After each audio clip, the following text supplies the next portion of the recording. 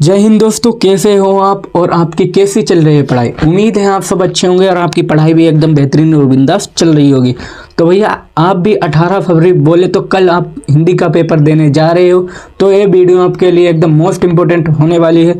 और आपके यहाँ से पूरे के पूरे भैया 5 नंबर पक्के होने वाले हैं। कितने भैया? यहाँ से 5 नंबर आपके पक्के होने वाले हैं, क्योंकि मात्र आपको यहाँ पे 2 कहानी पढ़नी होंगी जो एकदम मोस्ट इम्पोर्टेंट होती हैं। और एकदम क्या भैया 1000% हम गारंटी ले सकते हैं, 1000% इनके आने के जो है फुल चांस होते हैं। ठीक है, 1000% यहाँ पे हम गारंटी लेते हैं।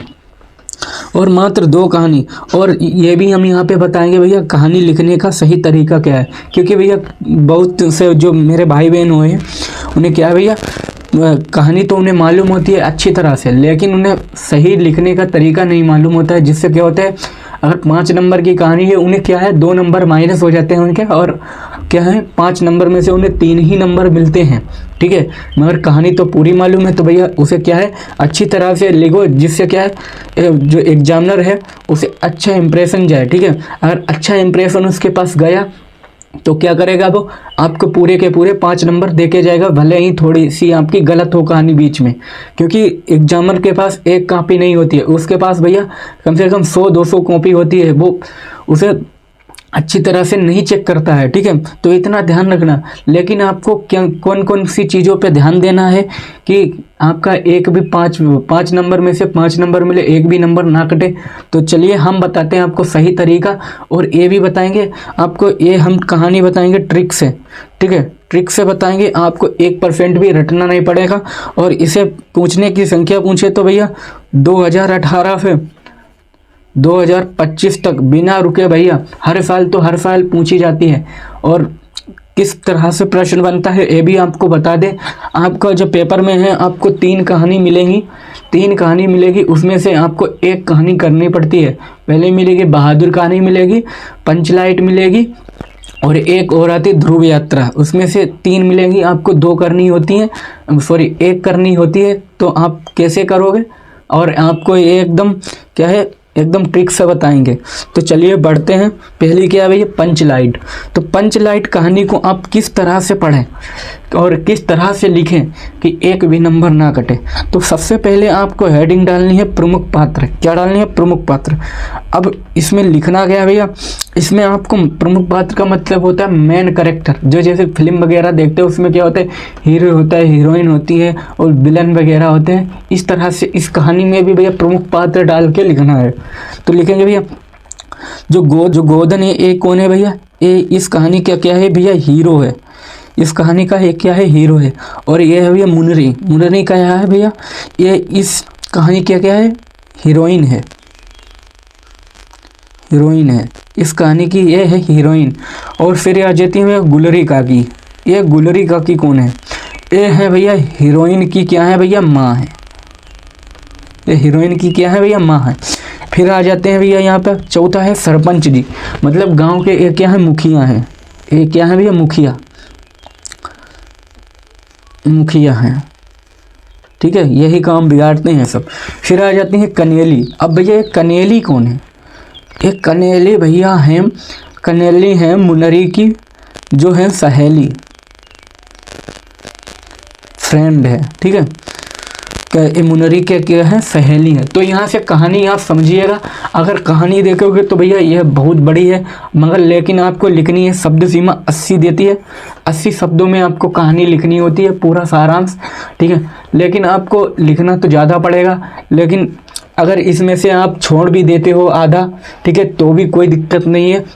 मैंने आपको बता दिया, आपको प्रमुख पात्र डालने हैं, और आपको कहानी में जो जिसने लिखा है, जैसे जिसके द्वारा ये कहानी लिखी है उसका नाम डाल दो और प्रमुख पात्र डाल दो। तो ऐसे समझिए यहाँ से आपके 2 नंबर यहीं से पक्के हो जाते हैं, 3 नंबर आपको कहानी में मिलेंगे।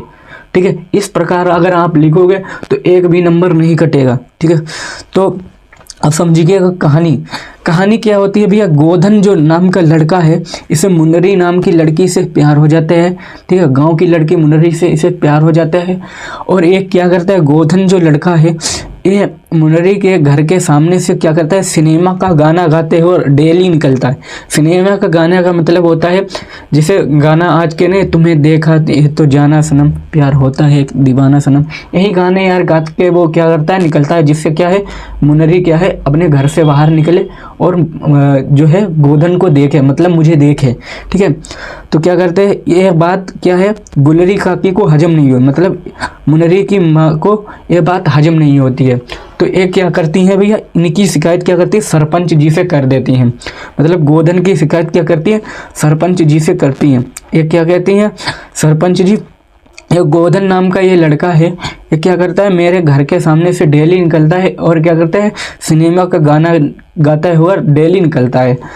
तो ये क्या करते हैं मुखिया जी, एक गोधन को क्या करते हैं बिरादरी से निकाल देते हैं, बोले तो गांव से निकाल देते हैं।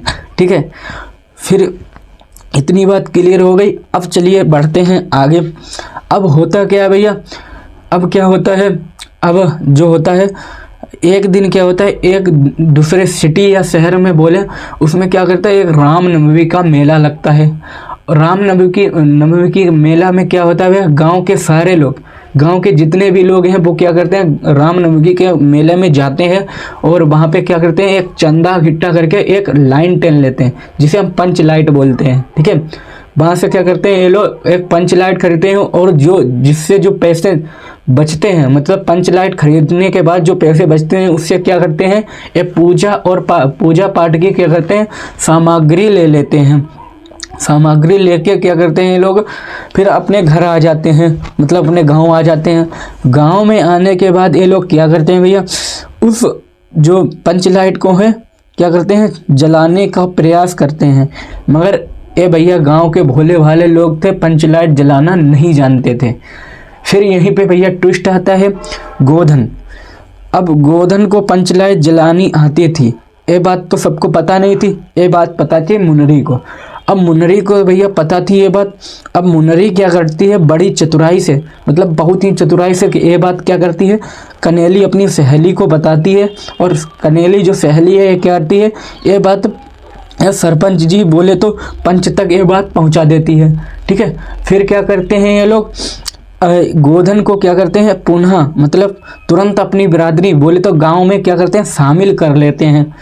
शामिल करने के बाद क्या करते हैं लोग भैया, गोधन जो है पंच लाइट वहीं पे जला देती है। और ये बात भैया क्या करती है बहुत ही ज़्यादा इनकी जो मुनरी की माता जी हैं गुलरी काकी, इन्हें ये बात बहुत ही अच्छी लगती है और इनका गोधन का काम इन्हें बहुत ही अच्छा लगता है, इनकी रिस्पेक्ट बढ़ जाती है। ठीक है, तो ये क्या करती हैं, इन्हें क्या करती हैं गोधन को अपने शाम के खाने पे गुलरी काकी क्या है बुलाती हैं, मतलब कहती हैं गोधन जी, मतलब बोले बेटा मेरे घर आओ आप खाने पे। मतलब यहाँ से क्या होती है इनकी प्रेम कहानी, बोले तो मुनरी और गोधन की शादी कराने के लिए गुलरी काकी क्या करती हैं अपने खाने पे इन्हें बुलाती हैं। ठीक है, फिर इधर सरपंच जी हैं, ये भी क्या कहते हैं समझिए अच्छी तरह से, सरपंच जी हैं ये भी क्या कहते हैं जाओ जाओ तुम्हारे साथ खून माफ, खूब गाओ सिनेमा का गाना, ये हंस के बोल के चले जाते हैं। ठीक है, इतनी बात आपको क्लियर हो गई। अब आपको हेडिंग डालनी है कहानी का सारांश। तो भैया कहानी का सारांश क्या लिखना है भैया, पंच लाइट कहानी जो है भैया फणेश्वर नाथ रेणु द्वारा जो है लिखी गई है। ठीक है, इतनी बात क्लियर हो गई। अगर आप इतनी चीज़ आप लिख देते हो तो आपके भैया 2 नंबर यहाँ से क्लियर हो जाएंगे, तो बता चुके हैं आपको। फिर लिखेंगे यहाँ पे भैया इस गांव में एक गोधन नाम का लड़का रहता था, वो बता चुके हैं आपको। जो एक गांव की एक जो लड़की है मुनरी नाम की, उससे क्या करती है प्रेम करता है। ठीक है, मुनरी की माँ। तो उम्मीद करता हूँ ये कहानी आपको एकदम फर्स्ट क्लास और अच्छी तरह से समझ में आ गई होगी। अब देखते हैं भैया दूसरी कहानी, वो भी एकदम मोस्ट इम्पोर्टेंट है, बट इस कहानी को आप पढ़ लीजिए, बस एक ही कहानी आप पढ़ लीजिए फिर भी आपका काम हो जाएगा, इतनी बात हमारी आप मान के देख लीजिए। तो चलिए भैया दूसरी कहानी देखते हैं, वो भी देख ले, कभी कभी नहीं पूछता है। तो चलिए भैया दूसरी देख लेते हैं। दूसरी है बहादुर की कहानी, ये भी एकदम मोस्ट इम्पोर्टेंट कहानी है, उसी तरह से लिखेंगे। पहली हेडिंग डालेंगे प्रमुख पात्र, फिर लिखेंगे बहादुर। जो भैया बहादुर क्या है, इसका मेन हीरो है। ठीक है, मेन क्या है हीरो है। और लेखक ने अपना करेक्टर यहाँ पे दिया है। ठीक है, और फिर क्या लेखक की पत्नी है जिसका नाम क्या भैया, यहाँ पे निर्मला है, क्या भैया निर्मला है, ठीक है। और जो इसके जो लेखक का बेटा है इसका नाम है किशोर, ठीक है, किशोर है, ठीक है। और इसमें जो रिश्तेदार हैं उनका भी इसमें रोल है, ठीक है। तो इतनी बात क्लियर हो गई। जो इसमें आप समझते हैं हम क्या बहादुर क्या है, बहादुर की बात करें तो बहादुर एक नेपाली लड़का है, ठीक है। कौन है, बहादुर एक नेपाली लड़का है। जो लेखक क्या करता है अपनी पत्नी, तो भैया बहादुर कौन है इसमें, नेपाली एक लड़का है। और लेखक क्या करता है भैया, जो चलिए भैया आप समझते हैं प्रमुख पात्र का जो मेन कैरेक्टर क्या क्या कैरेक्टर है वो समझते हैं।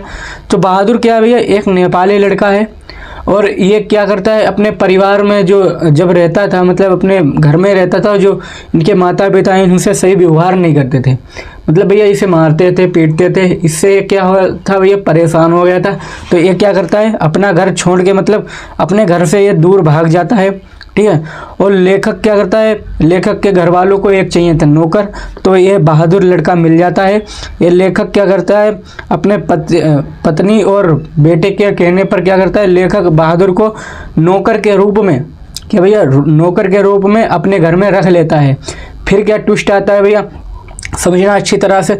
फिर क्या होता है, बहादुर के साथ पहले ये इसकी जो पत्नी और लेखक का बेटा जिसका नाम किशोर है, ये दोनों क्या करते हैं, पहले उसके साथ मतलब बहादुर के साथ अच्छा व्यवहार करते हैं। फिर धीरे धीरे क्या करते हैं ये भैया, उसके साथ कठोरता बरतने लगते हैं, मतलब उसके साथ जो है नाराज रहने लगते हैं और उसे मारते थे पीटते थे, ठीक है। धीरे धीरे क्या करते हैं, उसे मारने लगे और पीटने लगे।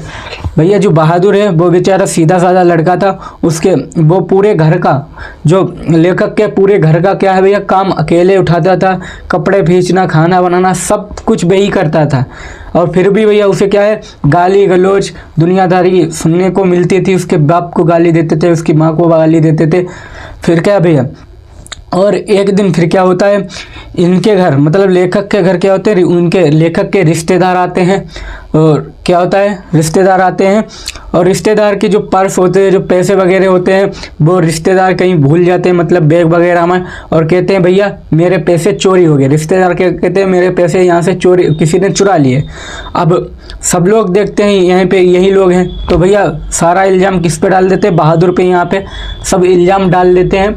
और फिर क्या करते हैं, ये लेखक के जो पत्नी और लेखक का बेटा क्या है, जो बहादुर को है बहुत ही मारते हैं, बहुत ही मारते पीटते हैं, जिससे क्या भैया बहादुर एकदम मन भर जाता है, एकदम नाराज़ हो जाता है, इतना नाराज़ हो जाता है कि वो क्या करता है एकदम घर छोड़ने का फैसला लेता है और घर एकदम छोड़ के चला जाता है, ठीक है। क्या करता है भैया, घर छोड़ के वो चला जाता है। फिर क्या करते हैं भैया, ये लोग क्या करते हैं उसे ढूंढते हैं भैया, वो नहीं मिलता है। अब क्या करते हैं, अब जो पहले तो ये लोग कहते हैं भैया जो दरिंदगी है वो गई है घर से। फिर क्या होता है, अब ये लोग पछतावा करते हैं। क्यों करते हैं भैया, अब तो सबको लग गई थी आराम की आदत। क्या लग गई थी भैया, सबको लग गई थी आराम की आदत। अब घर का काम तो वही करता था, अब भैया इन लोगों को करना पड़ गया काम। फिर इसकी याद आई, फिर कहा भैया बहुत अच्छा लड़का था। बाद में भैया पछताने के बाद क्या भैया, तो फिर ये लोग क्या करते हैं उसे ढूंढते हैं, मगर वो भैया नहीं मिलता है। और फिर ये लोग माफ़ी मांगते हैं, मगर माफ़ी मांगने वाला जो बहादुर बच्चा था वो तो चला गया था, ठीक है, वो तो चला गया। बस इतनी कहानी आपको लिखनी है। आप समझते हैं लिखेंगे कैसे, तो भैया लिखेंगे यहाँ पे कहानी का सारांश डालेंगे, फिर लिखेंगे बहादुर कहानी अमरकांत द्वारा लिखी गई है। ये तो आपको 100% सब में डालना है, क्योंकि अगर आप मुख्य पात्र और कहानी के सारांश में जिसने लिखी है ये लिख लेते हो तो आपके 2 नंबर यहीं से मिल जाएंगे। इतना ध्यान रखना, 2 नंबर यहाँ से और फिर बचते हैं 3 नंबर यहीं से मिल जाते हैं। यहीं पे जो बच्चे हैं मतलब दोस्त हमारे भाई बहन हैं वो गड़बड़ यहीं पे करते हैं, ये चीज़ें नहीं लिखते हैं और सीधे कहानी ठोक देते हैं, जिससे 2 नंबर उनके कट जाते हैं। तो वो गलती आपको नहीं करनी है, ठीक है। तो अमरकांत द्वारा लिखी गई है। फिर लिखेंगे इस कहानी में एक नेपाली लड़का अपने परिवार जनों द्वारा किए गए कटु व्यवहार को क्या करते हैं, कहानी के माध्यम से समझाता है। लेखक ने स्वयं को कहानी का एक पात्र बताया है। बहादुर एक नेपाली लड़का है जो अपने परिवारजनों के कटु व्यवहार के कारण घर छोड़कर भाग जाता है। यही चीज़ तो हमने बता चुके हैं भैया। लेखक अपनी पत्नी के कहने पर उस लड़के को अपने घर पर नौकर बनाकर रख लेता है। ठीक है, समझना अच्छी तरह से। फिर क्या करते हैं भैया, ये पहले तो उसके साथ अच्छा व्यवहार करते हैं, पत्नी तथा उसका बेटा किशोर उसके साथ क्या करता है, अच्छा व्यवहार करते हैं।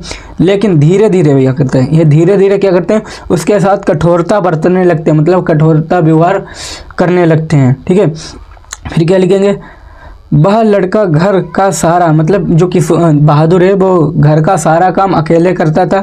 ठीक है, फिर भी उसे मारते तथा क्या करते हैं भैया, गाली गलौज करते थे। ठीक है, फिर भी भैया ये लोग क्या करते हैं, उससे गाली गलौज करते रहते थे। एक बार रिश्तेदारों के पैसे खो जाने पर, यही तो बताया भैया, एक बार रिश्तेदारों के पैसे खो जाने पर जो है सारा इल्ज़ाम क्या है भैया, घर वालों ने बहादुर पर डाल दिया। ठीक है, चोरी का सारा आरोप जो है बहादुर पर लगा दिया तथा उसे क्या करते हैं, तथा उसे बुरी तरह से क्या करते हैं, मारते हैं, पीटते हैं तथा उसके साथ अच्छा व्यवहार नहीं करते हैं। तो वो क्या करता है, जो बहादुर है, बिना किसी को बताए अचानक घर को जो है छोड़कर भाग जाता है। फिर उसके चले जाने पर क्या होता है, चले जाने के बाद क्या होता है, घर में मातम, मतलब एकदम शांति फैल जाती है। अब